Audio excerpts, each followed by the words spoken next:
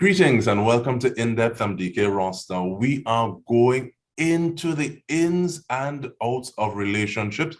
And for that, we're so happy to be joined by communication specialist as well as president of the International Women's Resource Network, Adriana Sandrine Isaac-Rattan.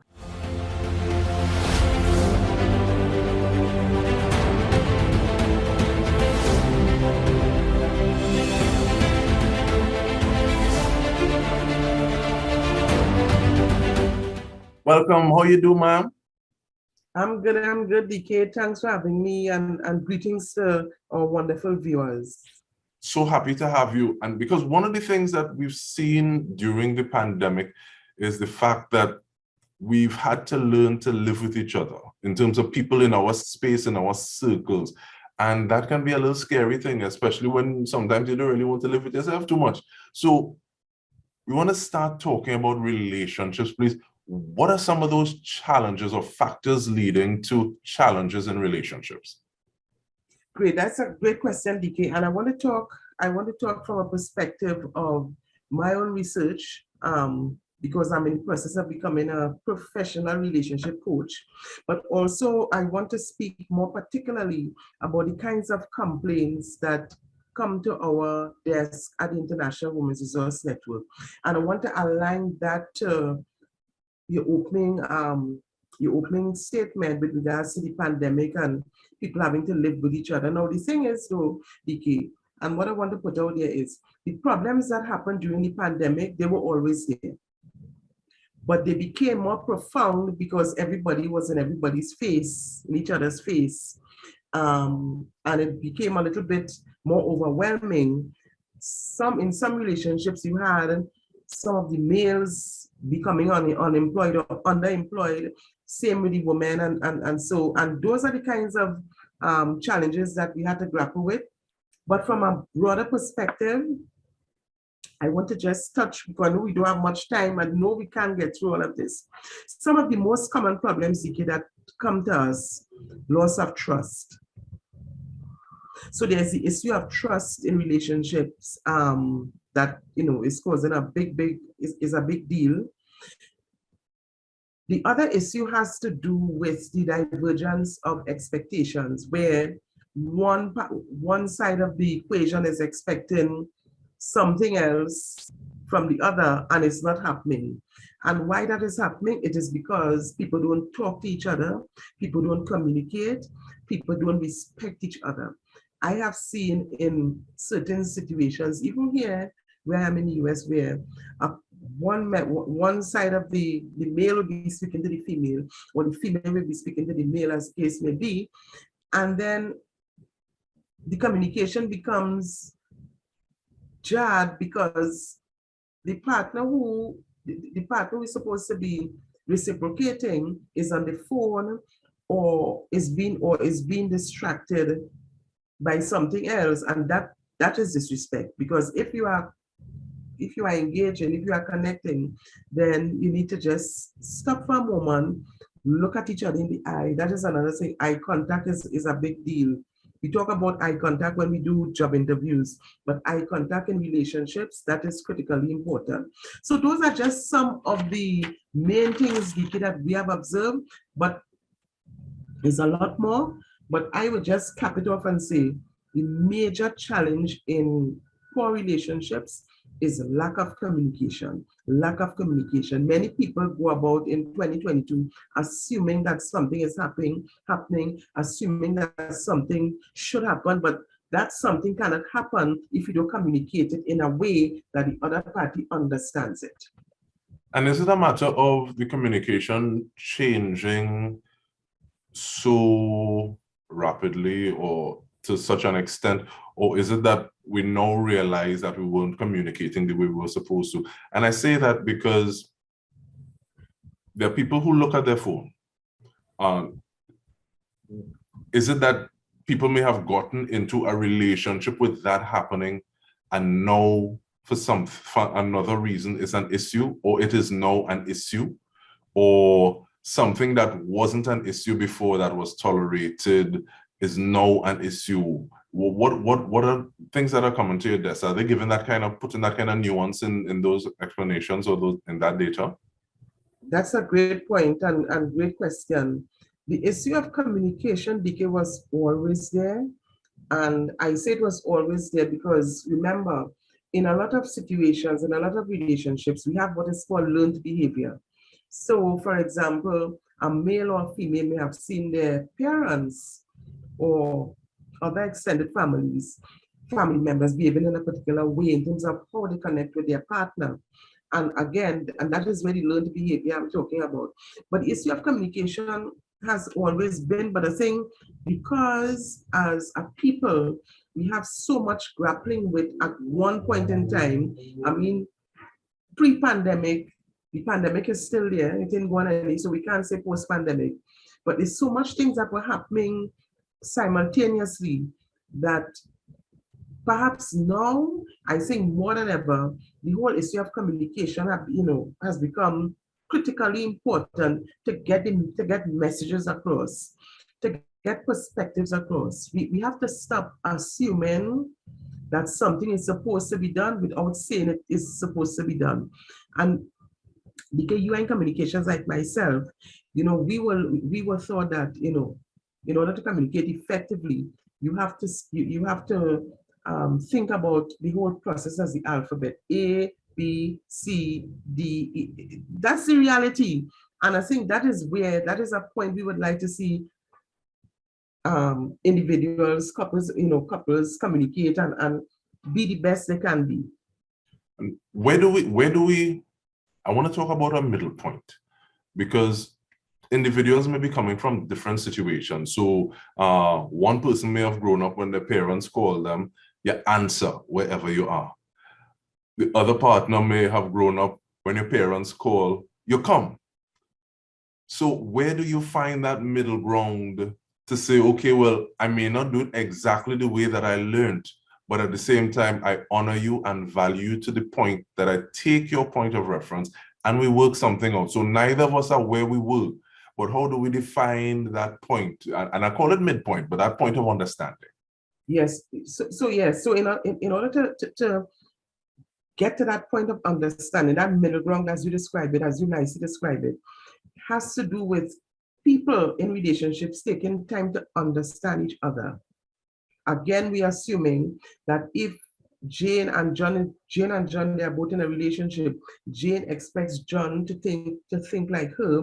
Jane expects John to do like her. That you would not get that.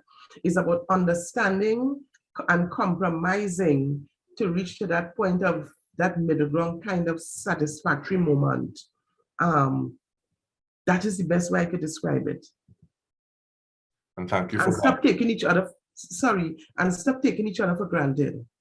And especially in a time like this, where we look at the value of individuals, we look at the value of time, we look at the value. We've reorganized things on a totem pole of importance, things that were important, things that were essential. We're realizing that, okay, well, maybe we need to ascribe a little different value to this. But I started off asking about factors. I want to talk about factors again, though, please. Factors contributing to domestic violence. Right. So in May 2016, the International Women's Resource Network, we conducted a brief survey with 12 individuals, 6 males, 6 females, to get an understanding of what triggers violence, because I keep saying violence doesn't come from one place. It takes two to light a fire. And from that research, Dike, the ratio theory was birthed. And let me tell you what we found. So R, we found rejection. Once that rejection is strong, and it comes more from the male side. When males are rejected, they behave in a particular way. And this is why we have been clamoring for safe spaces in Trinidad and Tobago and throughout the world where men can ventilate. We have to understand that men need a different kind of moment. Men need a different kind of space to ventilate. They do not ventilate as freely as a woman, as women would. So that's one thing. The other issue, and all of them are linked, And as I said, this is based on information that we got, data that we collected from those 12 individuals. Anger. And again, that stems a lot from the male side. And again, it is linked to the rejection. Anger in relationships is very common. And when I look at even up here where, the work that I'm doing up here, where I see people get angry for the slightest thing. And again, let us go back to the pandemic, but again, it has to do with that personal sense of self, where you feel neglected, where you feel rejected, you become angry sometimes for something that is fixable, that they didn't need to reach to that kind of moment. The other issue is a very troubling one, Dike, and that has to do with sexual issues. And when we got the data on sexual issues, we got it from different angles. So you have situations where, and I'm keeping it real, you have situations where some males have become sexually dysfunctional because of, or impotent, perhaps another word, because of some kind of ailment. Diabetes is one thing that causes that. And what happens is, again, because of lack of communication and having the conversations around that, what the other partner does is go on the outside to get whatever satisfaction they need. Instead of, you haven't spoken to your partner yet, but you assume that something isn't working and you went outside and you start going outside looking for that satisfaction, not realizing sometimes that is more trouble that you're bringing in this space. And so that makes me think I know what the I is for, but that is what we resume on the I and the O in ratio. When we return from the short break, we are dealing with the ins and outs of relationships, and we're doing so with Adriana Sandrine Isaac-Rattan, president of the International Women's Resource Network and communications specialist. Stay with us. We return with more.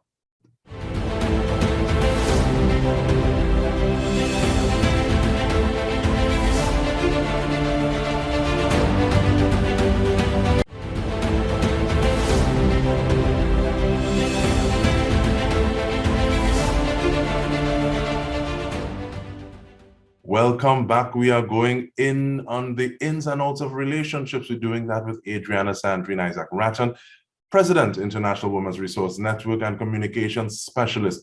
And you were talking about work done in 2016, coming up with the ratio theory, rejection, anger, sex. And the last thing you said in terms of sexual issues, a partner may be not able to perform the way that they would, and that causes the other partner to go outside of that relationship. So that makes me think that the I is for infidelity.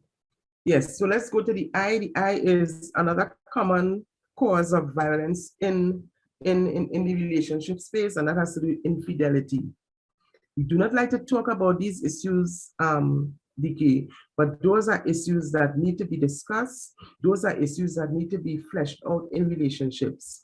Infidelity is one of the major causes of domestic violence. When we talk about domestic violence, most times we talk about it after the victim is killed or endangered. We need to talk about it in a way, like when we're having this conversation, to help people to understand that there are things that need to be fixed in the relationship. We need to be honest about ourselves. We need to be honest about our situation, have a discussion and decide whether we want to fix that situation or we need to go separate ways. The last factor, the last letter in ratio theory is obsession. I have said on previous occasions and in previous media interviews that we have to stop objectifying women and referring to them using possessive nouns. And I say my woman and my thing, and we have to stop that. And because we were cultured and certain types of behavior were learned in a particular way, you have that kind of obsessive kind of narcissism taking place in relationships. And that too is a major breakdown, which of course leads to violence. And that is the ratio theory. It was coined in 2016, and it is well alive in 2022. And we say it's well alive, sadly, because things have not changed to me to the point where we can start to see major changes. Because even you talking about having men vent, having men in a safe space to air some of their concerns, I think that goes, the fact that such a space is needed goes back to the way, and to use your term, individuals are cultured. We talk about a young boy falling versus a young girl falling, and the way that we treat with each of them, so that there is this lack of knowledge intuitively trained in terms of how we articulate emotions. And many times when you can't articulate it, the words are coming to me, but I could dump you. So, Yes. so in terms of having to going to deal with things at the root cause, but at the same time, while we're dealing with the youth and training them differently, how do we deal with individuals who are already set in their ways? We're working on them interventions. Where does the judicial system come into play? What are some of the other things that we can look at to deal with it? No, in terms of, I don't know, what we have found, Dike, at the IWRN, is even up right here now in 2022, people are still afraid to talk about their situations. If violence is occurring in the relationship, they're still afraid. There's a fear, there's a sense of shame, there's a sense of dismay. And we keep saying that violence, I mean, domestic violence happens in all different spaces. It is not defined in any one particular space or one particular class. So to start to renew and to get a better places to continue or to become better is to, as I like to say, keep it real and be honest about the situation. There are different organizations in the country, even online, that are willing to listen. But again, because there is a lack of trust in who I share my information with, people are still unwilling to do that. So it's really the organizations that are available right now is really to put that trust out there and really encourage people to, and the state needs to support us in that regard as well, in terms of what they do at the Ministry of Social Development, for example. But it's really to put that sense of trust out there so that people will understand it is safe and it is okay for me to share, not only share, but when I share, to get some kind of relief, some kind of assistance and support to deal with my situation. And to talk about the judicial system, I spoke about that some nights ago on another television station.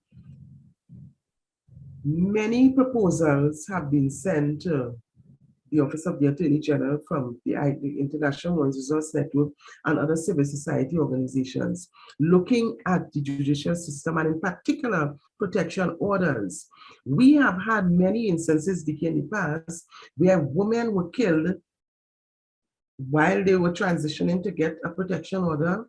Sometimes the same day they received the protection order, because the perpetrator is not held to account. So you get the protection order, but there is no, it's just a piece of paper. There is nothing concrete in place that says that the victim will be protected, and that is something that we are clamoring for. We had a we have so many incidents. We don't have time to talk about it, but protection orders for us is at the top of the list in terms of how does the judicial system find mechanisms. And you don't have to go far. Look at what we have submitted. Meet with us, talk to us, and we would share with you what is happening in this space. Up to this point in time, not much has changed, but protection orders for us is a big deal. And in the last 45 seconds we have, how does social media factor into some of these, and even specifically looking at the ratio theory?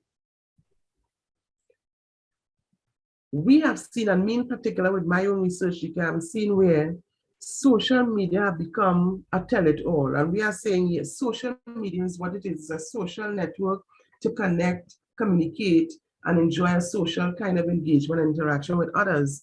But both women and men need to be very cognizant in terms of what they post.